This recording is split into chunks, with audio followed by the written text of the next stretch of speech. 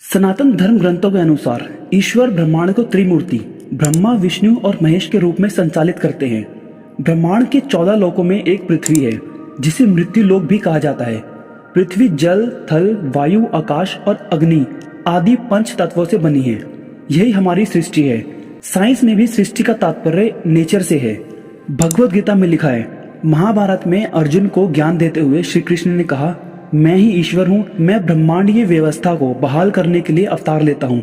सब प्राणी मुझ में हैं और मैं सब प्राणियों में हूँ। उन्होंने कहा था, जब जब धर्म की हानि होती है, मैं विभिन्न प्राणियों के देह के रूप में स्वयं धरती पर अवतार लेता हूँ। लेकिन श्री कृष्ण का जन्म कब हुआ था, चलिए जानते हैं।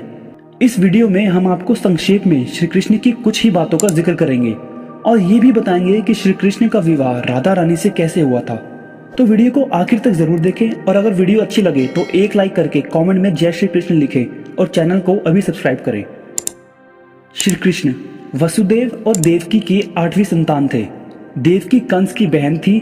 कंस एक अत्याचारी राजा था। उसने एक आकाशवाणी सुनी थी कि देवकी के 8वें पुत्र द्वारा वह मारा जाएगा। इससे बचने के लिए कंस ने देवकी और वसुदेव को मथुरा के कारागार में डाल दिया था। मथुरा के कारागार में श्री कृष्ण का जन्म भाद्रपद मास की कृष्ण पक्ष के अष्टमी तिथि रोहिणी नक्षत्र के दिन रात्रि के 12 बजे हुआ था। कंस के डर से वसुदेव ने नवजात बालक को रात में ही यमुना पार कराकर गोकुल में यशोदा के यहाँ पहुंचा दिया था। गोकुल में उनका लालन पालन हुआ। यशोदा और नंद उनके पालक माता पिता थे। बचपन में ही भगवान कृष्ण ने बड़े बड़े कार्य किए जो किसी साधारण मनुष्य के लिए संभव नहीं थे। अपने जन्म के कुछ समय बाद ही कंस द्वारा भेजी गई राक्षसी पूतना का वध किया। उसके बाद शक्टासुर, तृणाव्रत आदि राक्षस का भी वध किया। बाद में गोकुल छोड़कर वे नंदगांव आ गए।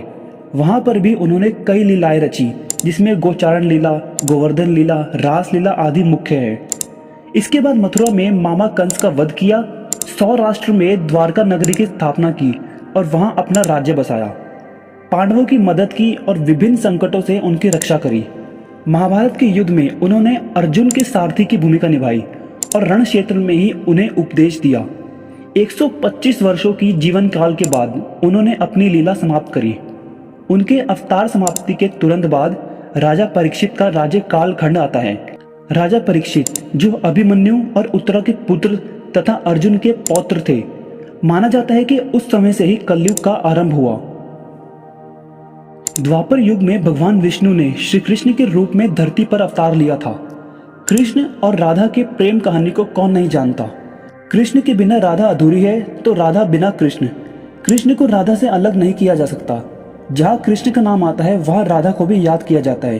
कृष्ण का बचपन गोकुल में बीता था। ब्रिज का हर कोना आज भी राधा और कृष्ण की प्रेम गाथा को जिंदा रखे हुए है। कहते हैं कि श्री कृष्ण और राधा के बीच इतना गहरा प्रेम था, फिर भी दोनों का मिलन नहीं हुआ था। हालांकि कुछ पौराणिक मान्यताएं ऐसी भी है जिसमें कृष्ण और राधा के विवाह का जिक्र ब्रिज में ही भांडिर वन नाम की एक जगह इस बात की गवाह है कि कृष्ण और राधा का विवाह हुआ था। भगवान श्री कृष्ण के जन्म स्थल मथुरा से करीब 30 किलोमीटर दूर मांड तहसील में स्थित भांडिर वन में एक अनोखा मंदिर है। इस मंदिर में श्री कृष्ण और राधा की मूर्ति है। खास बात यह है कि इस मूर्ति में श्री कृष्ण के हाथों में बांसुरी नहीं बल्कि कृष्ण और राधा दूल्हा दुल्हन का वेश धारण किए हुए हैं और ब्रह्मा जी उन्हें आशीर्वाद दे रहे हैं। ब्रह्मा वैवर्त पुराण और गर्ग संहिता में राधा और कृष्ण के विवाह का जिक्र मिलता है।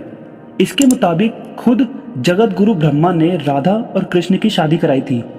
इस कथा के मुताबिक जब कृष्ण छोटे थे तब नंद बाबा उन्हें गाय चराने के लिए साथ ले गए थे। गाय चराते चराते नंद बाबा थक गए थे, इसलिए वह एक पेड़ के नीचे लेट गए और वहां उनकी आंख लग गई। कुछ देर बाद जब उनकी आंख खुली तो सूरज ढल चुका था और चारों तरफ अंधेरा हो गया था। नंद बाबा डर गए। तभी उन्हें दूर से एक रोशनी आते दिखाई दी। एक गोपी उनकी ओर बढ़ रही थी। वो गोपी और कोई नहीं बल्कि राधा रानी थी। राधा ने देवी का रूप धारण किया था। नंद बाबा राधा को जानते थे, इसीलिए उन्होंने नन्हे कान्हा को उन्हें सौंप दिया और ये कहा कि वह सही सलामत उसे घर ले जाए और जाकर यशोदा को दे दे। फिर नंद बाबा अपने गायों को लेकर वहां से चले गए। राधा ने नन्हे कान्हा को प्यार से गाल पर चूमा। तभी एक चमत्कार हुआ और राधा की गोदी से नन्हे कान्हा गायब हो गए। कुछ ही पल में राधा के सामने कृष्ण भगवान के रूप में प्रकट हुए। उन्होंने राधा को अपने प्रेम का इजहार किया। राधा भी श्री कृष्ण से प्रेम करती थी। श्री कृष्ण ने राधा को थोड़ी दूर रुकने के लिए कहा। कुछ ही समय में जगत गुरु ब्रह्मा वहां प्रकट हुए। उन्होंने मंत्रोच्चार किया और अग्निकुंड के साथ राधा और कृष्ण ने गंधर्व विवाह संपन्न किया। विवाह होने के बाद ब्रह्मा जी वहां से चले गए और कृष्ण भी अपनी बाल्यावस्था में वापस आ गए। तो ये थी राधा कृष्ण की विवाह से जुड़ी एक कथा। अगर आपको ये वीडियो पसंद आई हो तो एक लाइक जरूर करें और ऐसे ही मजेदार और अनसुने रहस्य जानने के लिए हमारे चैनल को अभी सब्सक्राइब करें। मिलते हैं आपसे अगली वीडियो में। जय श्री कृष्ण, राधे राधे।